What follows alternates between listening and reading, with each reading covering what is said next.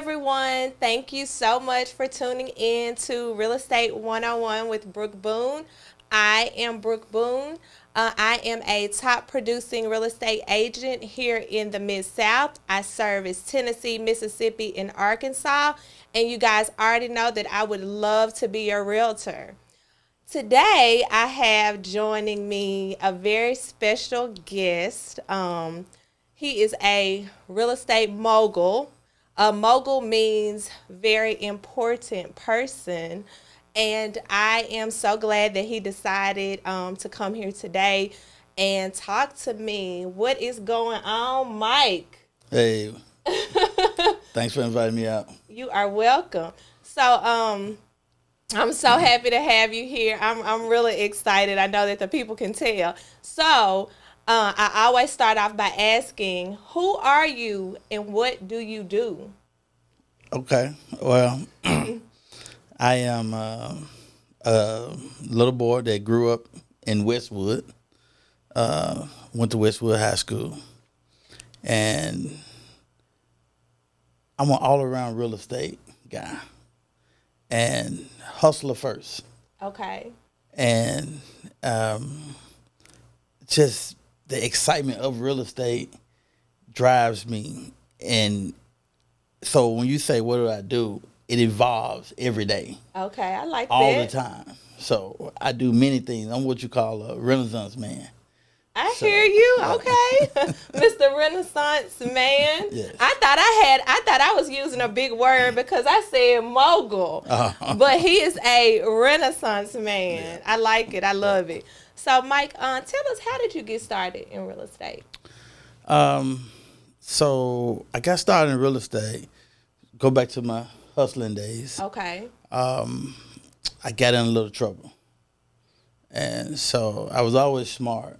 So I still wanted to make money. I still wanted to make fast money. Okay. And so my brother had a friend.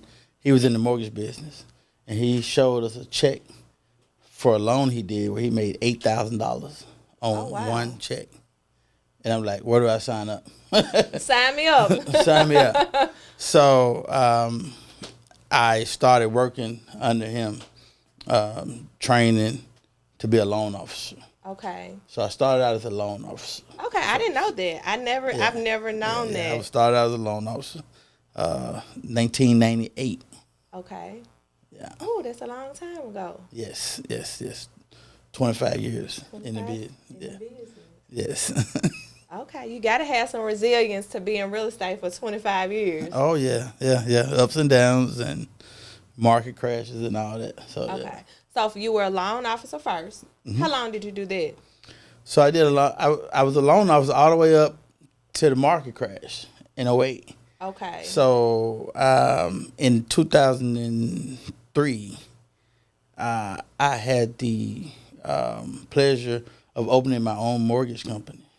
2003. Licensed with the state. It was called First Priority Mortgage, right at Winchester and Kirby. Okay. So I had my own mortgage company. I had about 15 different lenders that I would deal with. And at that time, I was also flipping houses. Okay. So we could close really fast and run the deals through. Through your own mortgage company? Through my own mortgage company. Okay, yes. Smart.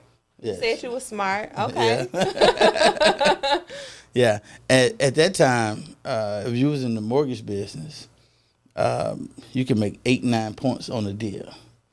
Yeah. So shut up. So 8 or 9 points? Yes. So they had stated loans up to $1 million. Ooh. So if your credit was good, you could buy a house for $1 million. Just stated. I just come in there and say, hey, Mr. Mike, I want to buy a house for $1 million. Stated. We had a loan called Nina, no income, no asset. Oh wow. Loans. Yeah. No doc loans, bank statement loans, 100%. And so say average house, if you did a loan on a $500,000 house, you made no less than 30, 40 grand on fees for a loan. Yeah. Oh my gosh. Yes. That is outrageous. Yes. Oh, it was wow. crazy. Yeah, it was crazy. So, let's switch gears a second. Do you remember the first property that you purchased? Yes. The very first property I purchased was 1015 Hudson. 1050. Where is that? It's I feel like Jackson and Summer area. Okay. How much did you pay for that I property? paid $24,000 for it, and I bought it from Hood. Okay. And it took me about 6 months. I sold it for $65,000. Now, this the funny part. The people that I sold the house to, they still own the house. Are you serious? Yes, because I check on it every 6 months or so. It's like a baby. I drive by it and I check on it like a stalker. Like, okay, it's still there. I look them up. Say, okay, yeah. These people still own the property. Would it make you feel good to if you were able to one day maybe buy it back, or is it just? Well, it could, but once you, for some sentimental value, you could. Okay. But, Wendy's closed down their first store. So, when it comes to nuts and bolts and numbers, you say, you move on. You move on sometimes. Bigger and better things, and then you become this great Renaissance man, mogul that we're talking about. Yeah. What are your secrets? Everybody wants to know, Mike. What are your secrets to buying real estate? Man, that's a whole another week of shows. Tell us a little bit. Give the people a little bit of what they want to know. What's your secrets, Mike? Well, can you pick an area?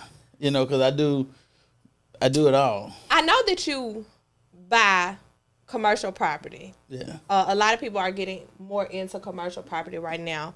It's becoming more popular. Know, it's the rehab, the BRRRR method, all of these things. People buy them at the tax sales, land banks, and I do want to talk about that a little bit. I know that you're very knowledgeable about all of these areas. So, commercial real estate. Okay. What's your secrets? So commercial is a little harder than residential. So everybody can't play in the commercial space. It's harder to get finance, things like that. So you seek out opportunities that may be an issue for someone else. So case in point, if you are dealing in commercial, if you meet an investor, you meet someone with a large portfolio of commercial properties, okay, out of their portfolio, they may have a couple of problem properties. Okay. It may be a problem to them. But that doesn't mean it's going to be a problem for you. Exactly. Okay. Exactly. So, case in point, I bought a piece of property on Vans Avenue. Used to be Southern Funeral Home. Okay. And the company that I bought it from, they're the largest funeral home and crematory service in the country, maybe even the world, as far as funeral homes. Wow. And the company's called SCI. They're based out of Texas. Okay. And they had this building here. They bought a lot of the legacy funeral homes, MJ Edwards and all that. They're all under this corporate brand. Okay. And so the city cited them because somebody kept going into the property. So they put a condemnation notice on it. So it's a corporation. And now it's a problem. It's a problem for them. They're a $6 billion company. And I tried to buy that property for a year. Couldn't buy it. And I just couldn't get to them because they're a corporation. Finally, they hired a new agent, in-house agent. Okay. Young, scrappy. He called me. Want to do business. They gave him this deal to say, okay, here's a lead. Go work it. And we talked and we hit it off. And he's like, I'm gonna make this work. I'm gonna try to get this done. I'm gonna try to get them to accept your $75,000. And what happened? Tell us what happened. It took a while, but we finally got it done. Now, keep in mind, I wanted to keep the property intact. It was a building there. They said no. They wanted to demolish because the city cited them. I said, well, once we board it up, it don't matter. It goes away. Don't matter. We're a corporation. We don't want any liability. They want it done. So they demoed it, and they sold it to me for $75,000. Now you got to understand that, but it's a publicly traded company. They had to have a board meeting, had to have minutes, they had to have shareholders involved. So it was a lot. So for a $75,000 deal, they wasn't motivated to do the paperwork. Right. And I stayed on that property, and I stayed on that property, and I stayed on that property, and I paid $75,000 for it, and I sold that property 9 months later for $570,000. And right now, that's where the 4 and flat apartments are located Ooh. right now. So what's the profit on something? That profit is like what? That's an extreme case. That's a crazy. I mean, but the point that you were trying to make, I mean, we realized that there was a great profit, but the point that you're trying to make is that it was a problem for them, but not a problem. And not a problem for you when you came up with the solution. And it took a while, but you eventually got it done. Right. What would you say? Well, I don't know if this is the biggest accomplishment, but what would you say? I don't want to start with the accomplishment. I want to start with what would you consider to be your biggest real estate mistake or failure? That was real easy. Taking my foot off the gas when the opportunity presented itself after the market crash. Okay. I should have bought way more property. How many properties did you buy? A lot. Yeah, about a lot. I figured we wouldn't get a answer. Well, I understand. I understand. I may have an idea, but I understand. Yeah. So why do you feel like you didn't press the gas on it? Because what happens is you tend to have self-doubt, even though you know this is the right thing, and coming from a space that's new, because you don't have anyone that's been here before, and so you got to go with your gut and you knowing that this right. So I didn't have any reinforcement from like a peer side or. So you were playing it safe. Sorta, but risk averse. Okay. Knowing that this makes sense. So just say if I'm used to getting the properties for $5,000 or $7,000, right. I didn't want to pay 12 for it. Okay. So I might let that one slide. Okay. But all those properties worth $100,000, $150,000 now. You know. So at the time I'm like, well, I'm used to getting this for $5,000, $6,000, $7,000. And they want this property 12. I let the 12 go by. Right. Which the 12 should have been as good as a deal as well.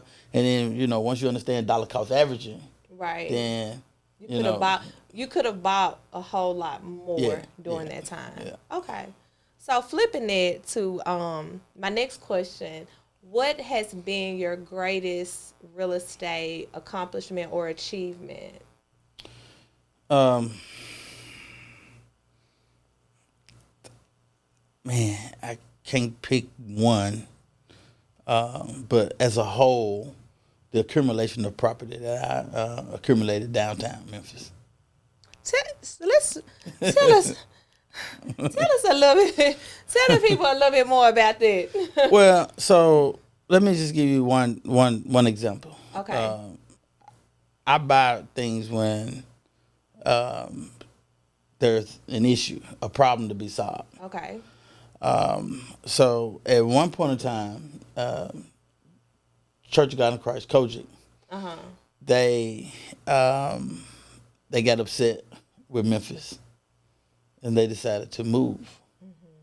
They wanted to move, and the mayor at the time was like, "Well, y'all need to start paying property on these taxes." So they got mad, got into a shouting match type situation. So at that time, they sold the Chiska, because they owned the Chiska, to some developers, and I was able to buy 8 properties from Kojic.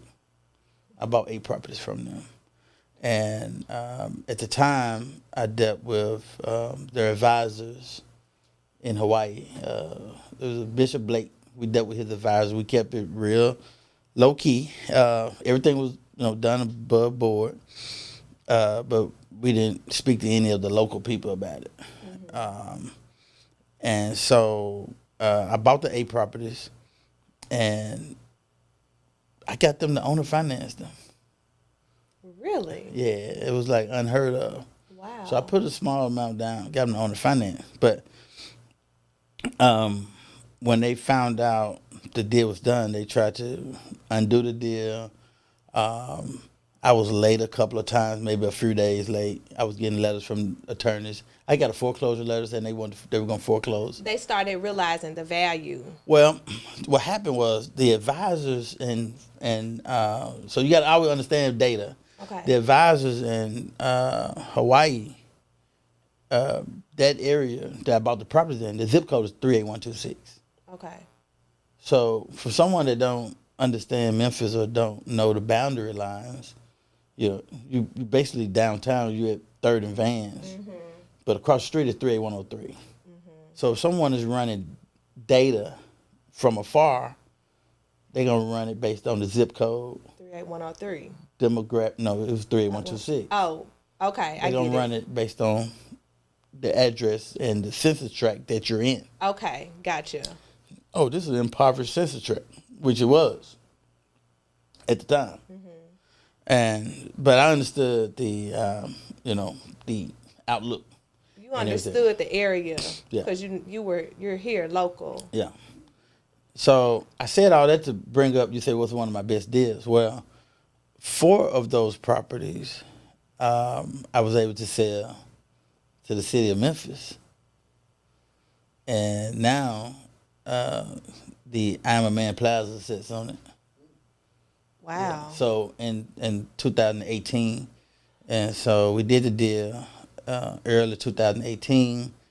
Everybody was under the gun because that was Dr. King's 50th anniversary.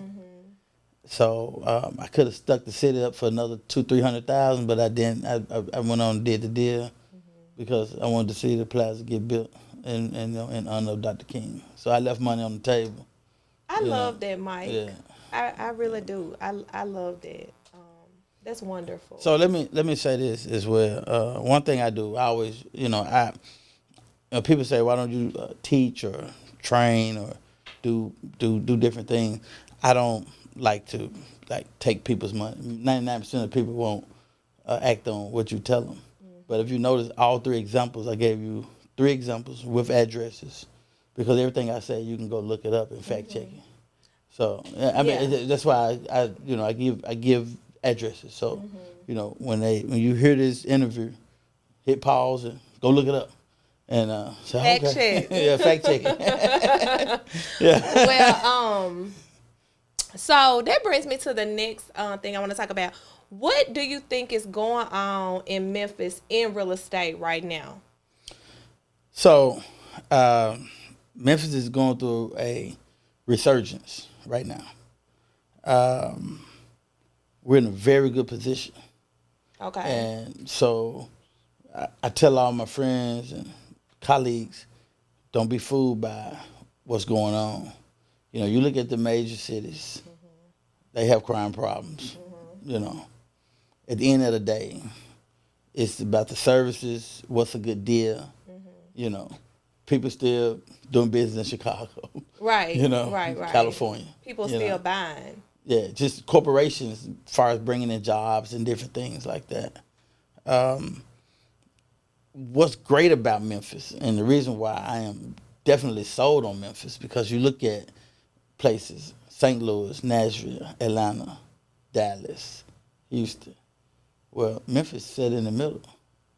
And we're one of the last ones to go through that resurgence. So our prices are still low. Compared to other prices, other cities.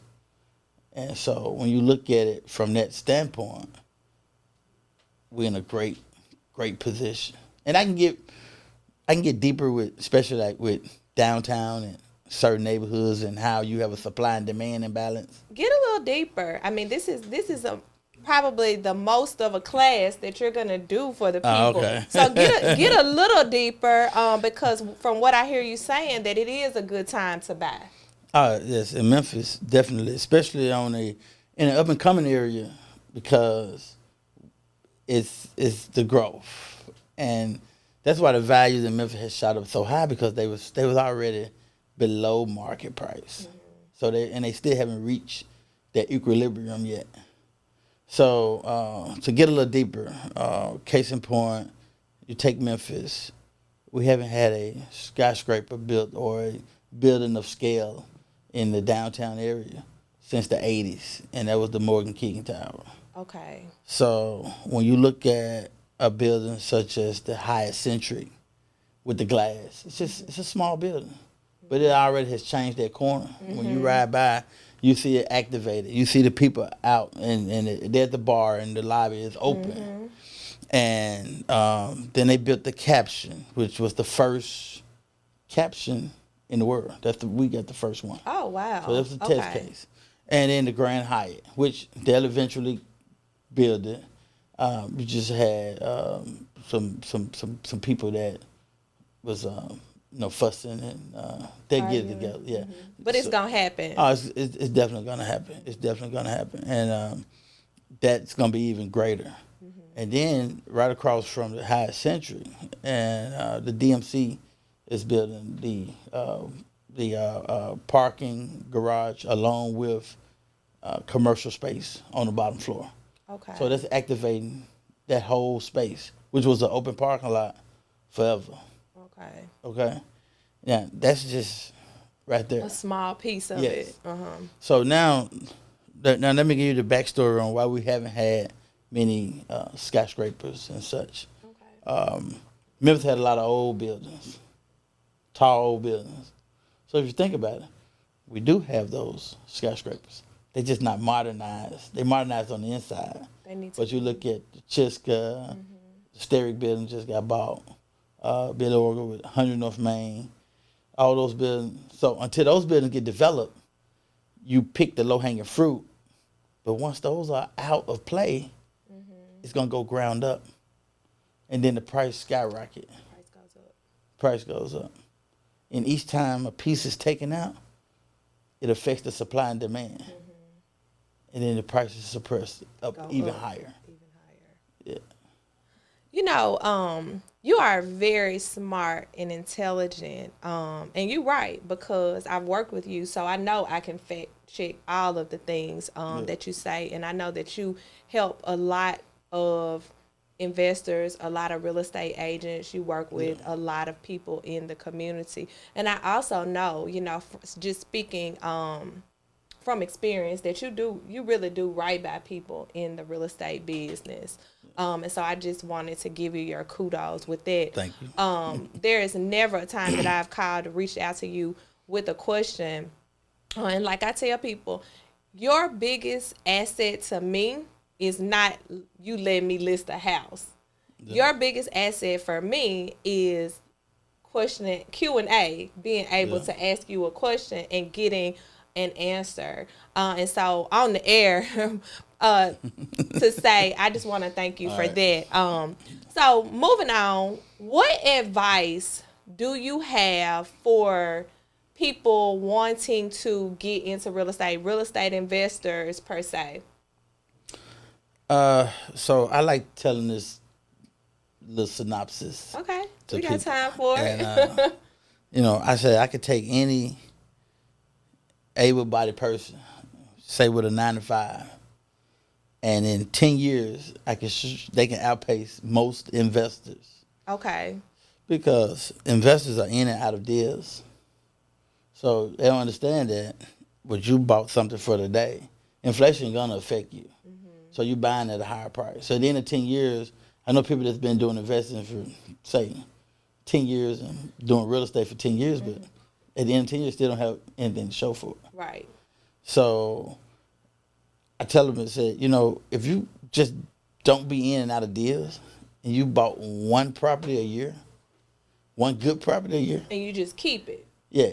Okay. Yeah. You got a job. Fannie Mae would do up to 10 loans. Okay. So just say if you did one a year. Okay. Just one. At the end of 10 years, you have 10 properties. You have 10 properties and a whole lot of equity. A whole lot of equity. Uh-huh. Then you start snowballing that down some. Because some of them you're going to get for a really cheap price, maybe.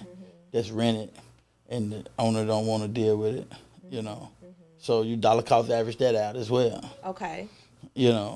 So as you pay the debt down and the equity goes up, live off your job, throw all that money back in, right? Just throw all that money back in. Snowball it. Save it. Well, I'm just saying, if you, from a standpoint of paying the debt down, just say if you were paying the debt down. Okay. You could be net worth $1 million just off that real estate in 10 years. It's simple. Okay. But you can't mess with it. You gotta set it and forget it type situation. Okay.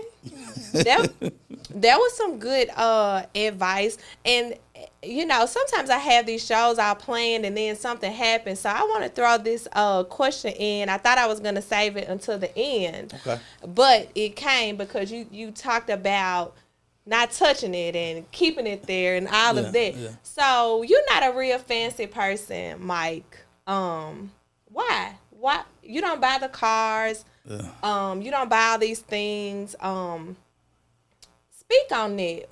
Why don't you do those things? Well, And we all know you can, but I just want to know why you don't. well, so actually, part of this true. Okay, go. Give me your answer. So what happened when I was in the mortgage business? We really balled out. Like if you know anybody They knew you back then. from the mortgage days. Okay. I mean, my guy, Fly Poppin', which is Mac Fly.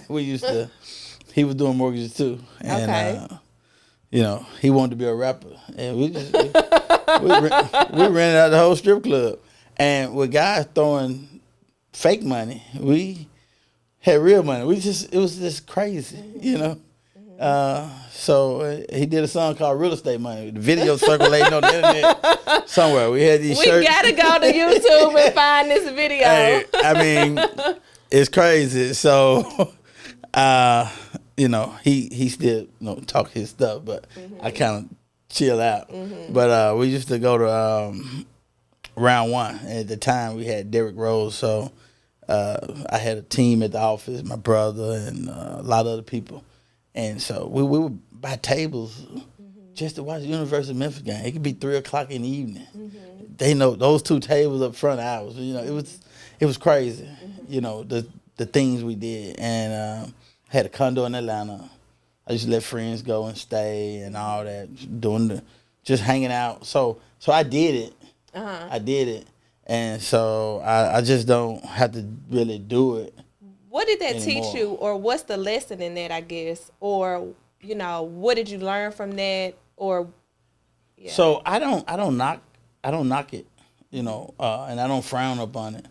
But what I do now, I still do certain things, but I try to do a deal that say, okay, this is gonna be for that. Okay. So it may be a deal where I don't make as much money, but I'm like, okay, I can pick this deal up if I make 10 or 12 grand. Okay, this is a Vegas trip. So now it's not like coming out of my regular money. Okay. In normal circumstances, I wouldn't do that deal, but I did that deal Just for that. so I say find a way to pay for it. Okay.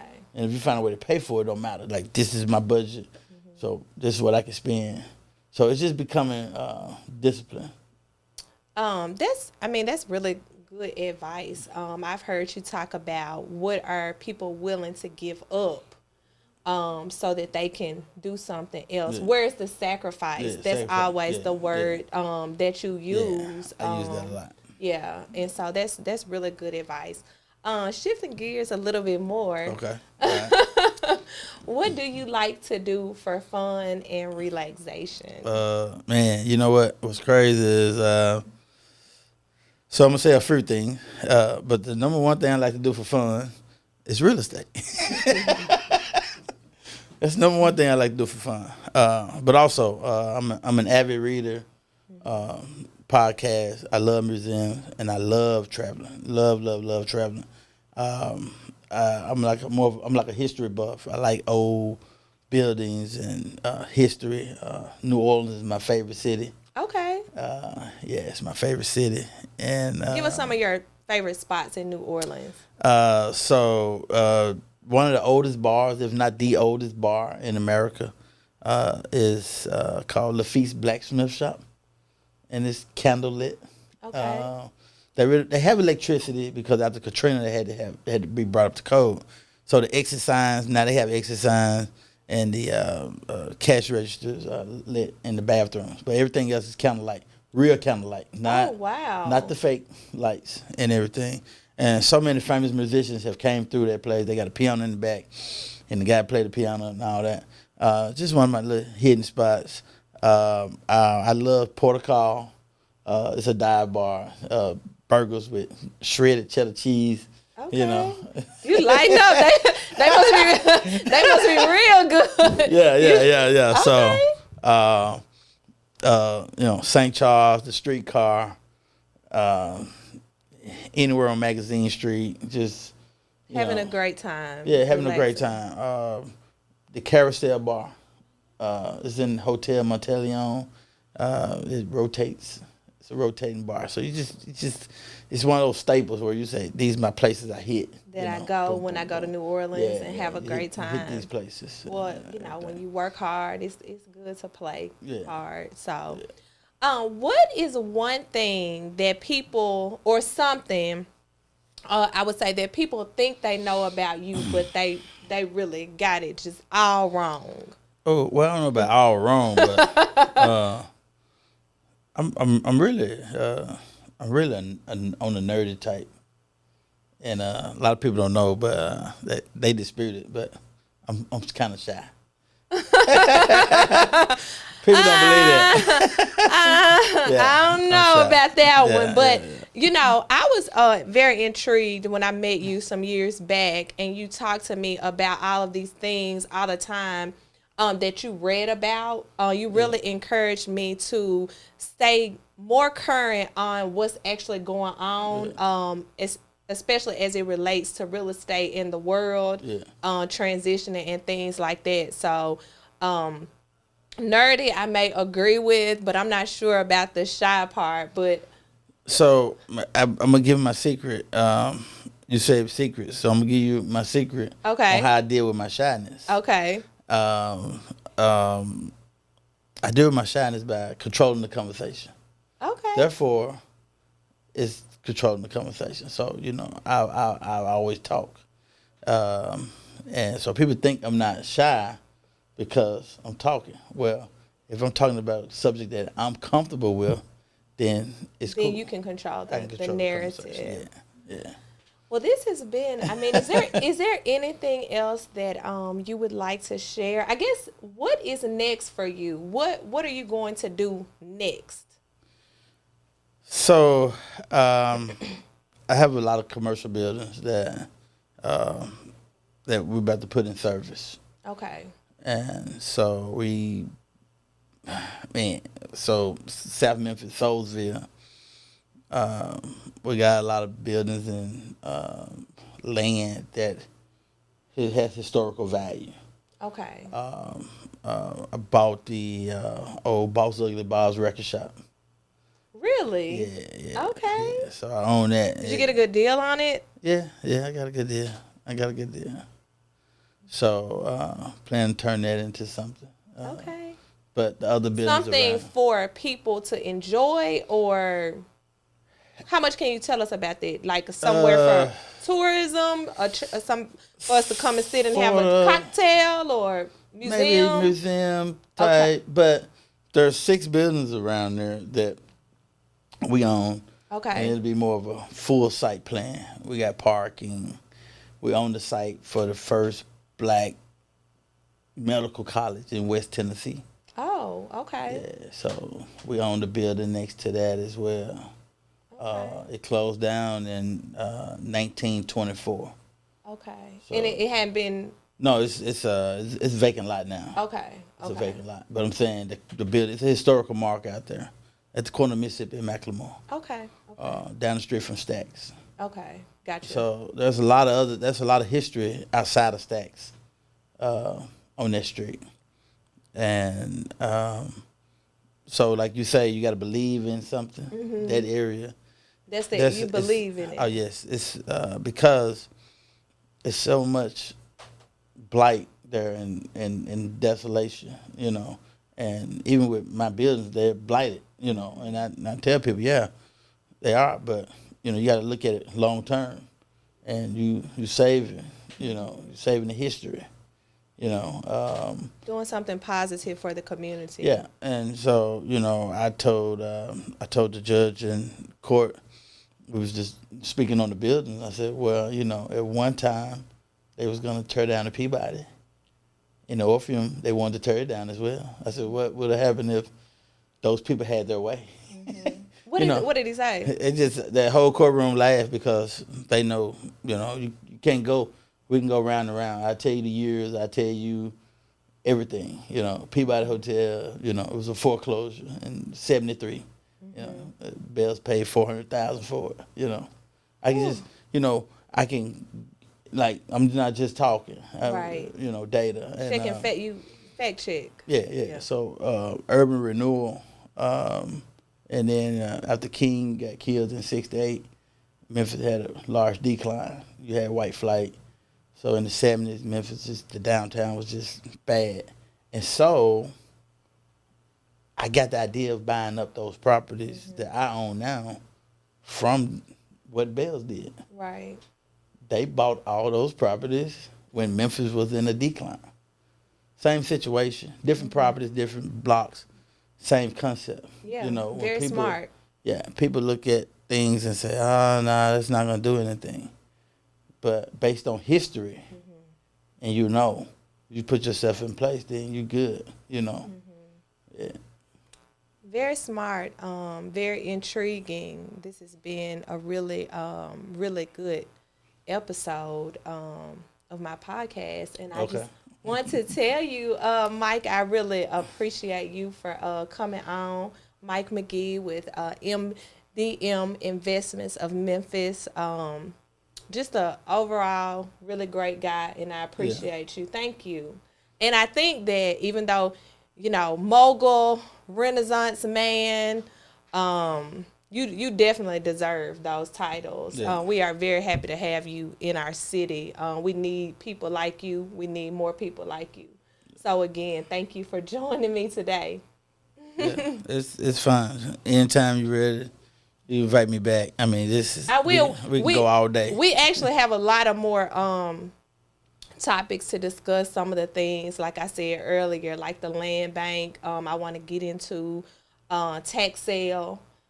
Some of the more specific topics. So I would love to have you back on. Yeah, we can do. If we could take one subject and break it all the way down. Absolutely. I mean, because I have 7 billboards, and I get a check from Lamar companies. From royalties. From my billboards. So it's you got to run the gamut. I'm ready. I'm ready because I know that my podcast is called Real Estate 101 with Brooke Boone. And I am going to, talk about topics like the home buying process because that's very important. But what you have to offer, topics like what we talked about today in getting the information out, it's practical, but it's also motivational for other people. That, like you said, real estate not for everybody. Commercial, you said it's not for everybody, but it prompts critical thinking. It prompts a person to do research, to study, to read more. All of those things in our community, and so again, I'm just very thankful to have you. So you definitely will be back. I know you will. Just as a suggestion, you can poll your listeners and say, pick a topic that they want to hear about, and we'll dive deep. That's a great idea. I love it. It.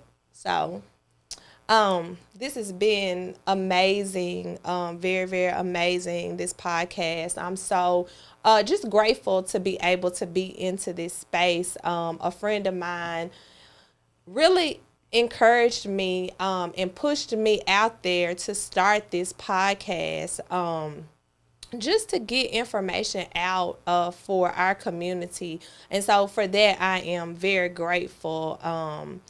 So I am Brooke Boone. This has been Real Estate 101 with Brooke Boone. I am a top producing real estate agent in the city. I service Tennessee, Mississippi, and Arkansas. I really want you guys to subscribe to my YouTube channel. I think that it's so much information that I'm going to be putting out. I'm going to have a lineup of special guests. I have started to get people to contact me to be on my show. So for that, I'm humbly appreciative. And so, always, I would love to be a realtor.